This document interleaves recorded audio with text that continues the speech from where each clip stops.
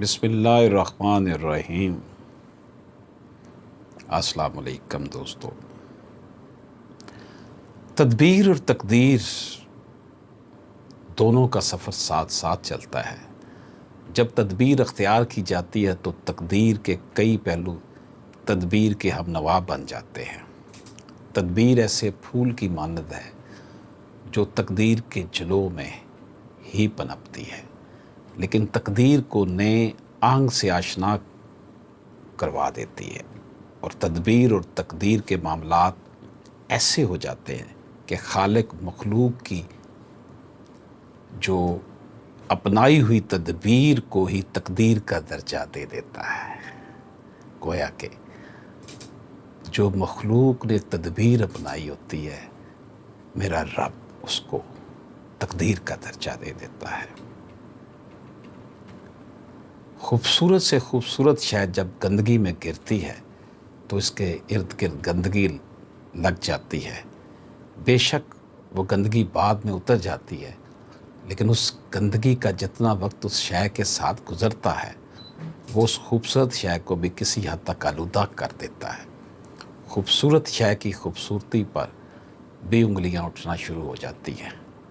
یوں خوبصورتی کی محور شے کسی طور بھی اتنی پاکیزہ نہیں گردانی جاتی جتنا وہ گندگی میں گرنے سے پہلے تھی، لیکن خالق کا اپنے بندے سے محبت کا یہ عالم ہے کہ وہ کہتا ہے جب کافر مرنے بھی لگے اور کلمہ پڑھ کر رب کی وحدانیت کا اقرار کر لے، تب بھی وہ اپنے بندے کو بخش دیتا ہے، حالانکہ اس کی ساری زندگی کفر میں گزری ہوتی ہے۔ بندے اور خالق کا تعلق اتنا محبت سے بھرپور ہے کہ خالق کفر کی حالت میں کیے گئے اس کے سارے گناہ معاف کر دیتا ہے۔ بندہ خالق کا نائب جو ہے، ایک رب کی وحدانیت کا اقرار انسان کو وہ سفر طے کروا دیتا ہے جو کہ بڑا کٹھن ہے۔ بندے کے ساتھ رب کی محبت اتنی عظیم ہے کہ بندہ رب کی رحمتوں کا شمار نہیں کر سکتا۔ کیا ایسا نہیں ہو سکتا کہ ہم اپنے رب کے بندوں سے پیار کرنا سیکھ جائیں، کیونکہ رب تو بندے سے بے انتہا پیار کرتا ہے۔ وہ سب کا رازق ہے، وہ بلا تخصیص رنگ و ملت و مذہب سب کو روزی عطا کرتا ہے۔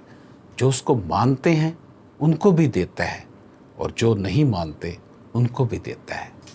ہر انداز اور عمل کا جو بھی رد عمل پیدا ہوتا ہے وہ خالق کی ہی رضا بنتا چلا جاتا ہے۔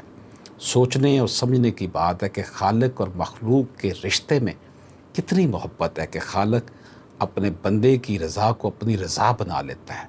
محبت کا یہ سفر بندے اور خالق کے درمیان اتنا مضبوط ہو جاتا ہے کہ خالق بندے کی دعا کو رد نہیں کرتا، بلکہ لوح تقدیر پہ لکھا ہوا بھی بدل دیتا ہے۔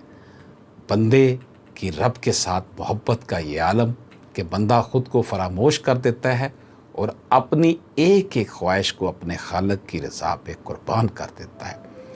بندہ پھر خاکی اور نوری کے سفر سے نکل جاتا ہے، اور نہ ہی وہ حیات و ممات کا محتاج رہ جاتا۔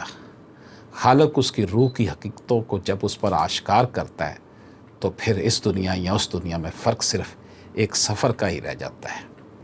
تب بندے کو صوفی کہہ لیا جائے، ولی کہہ لیا جائے، اللہ کا دوست کہہ لیا جائے، ایک ہی بات ہے۔ دوستو، آج آپ کی خدمت میں یہ گزارشات پیش کرنی تھی۔ اجازت دیجیے۔ اللہ حافظ۔